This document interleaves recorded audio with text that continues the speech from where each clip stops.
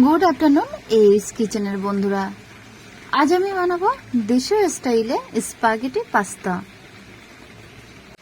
দেশীয় স্টাইলে spaghetti pasta বানানোর রেসিপিটা চলুন দেখে নেওয়া যাক।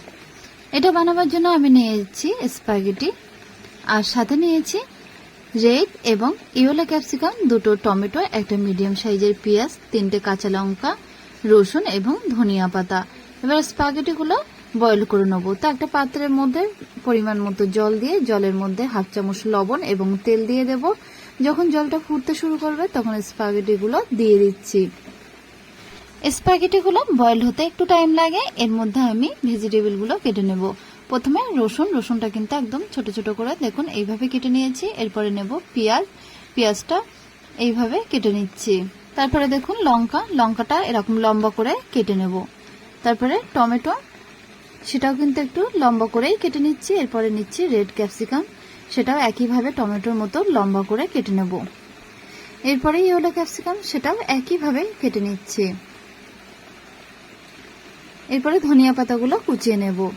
ততক্ষণে দেখুন স্পাগেটিগুলো বয়েল হয়ে গেছে। দেখুন আমি তুলে দেখিয়ে দিলাম স্পাগেটিগুলো কেমন বয়েল হয়েছে। এরপর জল ঝরিয়ে নেব।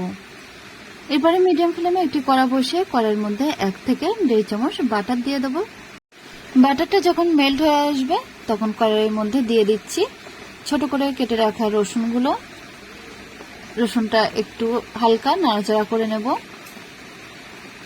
তারপরে কড়াইয়ের মধ্যে দিয়ে দেবো কেটে রাখা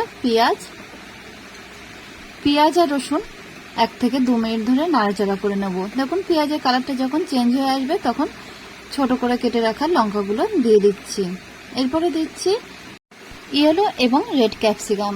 যদি এই ইয়েলো এবং রেড ক্যাপসিকাম বাড়িতে না থাকে তাহলে কিন্তু আপনারা গ্রিন ক্যাপসিকামও ইউজ করতে পারেন। দেখুন ক্যাপসিকামগুলো দিয়ে দিয়েছি। এগুলো দিয়ে একটু নাড়াচাড়া করে যখন একটু নরম হয়ে আসবে তখন দিয়ে দিচ্ছি কেটে রাখা টমেটোগুলো। দেখুন ক্যাপসিকাম, টমেটো এগুলো প্রায় 4 থেকে 5 মিনিট ধরে কুক করে নেব। এরপরে দিয়ে দিচ্ছি ছোট চামচের 1/2 চামচ লবণ। তারপরে দিয়ে দেবো 1/2 চামচ গোলমরিচের পাউডার, 1/2 চামচ জিরে পাউডার, 1/2 চামচ কাশ্মীরি লঙ্কার পাউডার এবং 1 চামচ সেজওয়ান সস। এই সবগুলো দিয়ে বেশ ভালোভাবে ক্যাপসিকামের সাথে মিশিয়ে নেব। তারপরে স্পাগেটিগুলো দিয়ে দিচ্ছি। স্পাগেটির সাথে মশলা ভেজিটেবলগুলো বেশ ভালোভাবে মিশিয়ে নেব।